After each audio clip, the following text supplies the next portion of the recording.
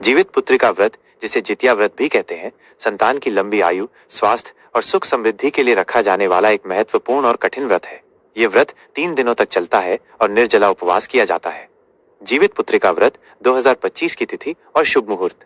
नहाय खाए 13 सितंबर 2025 शनिवार।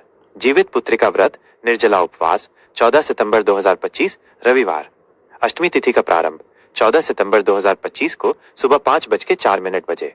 अष्टमी तिथि का समापन 15 सितंबर 2025 को सुबह 3:06 बजे। व्रत का पारण 15 सितंबर 2025 सोमवार।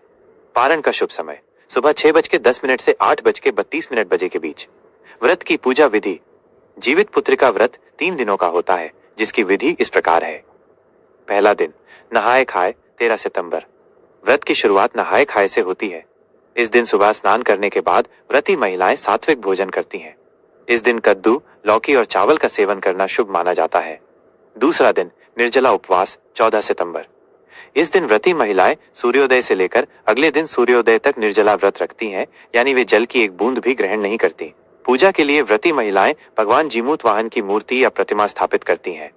जीमूत वाहन की पूजा करते समय धूप, दीप, अक्षत, फूल, फल और मिष्ठान अर्पित करें। कुछ स्थानों पर जीमूत वाहन के साथ साथ शालिग्राम शिला पर पूजा करने का भी विधान है। पूजा के दौरान जीवित पुत्रिका व्रत की कथा सुने या पढ़ें।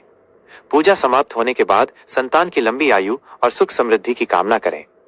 तीसरा दिन पारण 15 सितंबर। तीसरे दिन सुबह स्नान करने के बाद व्रत का पारण किया जाता है।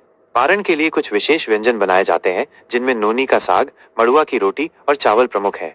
पारंपरिक रूप से पूजा के समय चढ़ाए गए फल और मिष्ठान से ही व्रत का पारण किया जाता है। पारण के बाद व्रती महिलाएं सामान्य भोजन कर सकती हैं। जीवित पुत्रिका व्रत की कथा। इस व्रत की कथा जीमूत वाहन नामक गंधर्व राजकुमार से जुड़ी है। जीमूत वाहन बहुत दयालु थे। उन्होंने नागों के राजा शंखचूड़ की माता की रक्षा करने के लिए स्वयं को गरुड़ को सौंप दिया।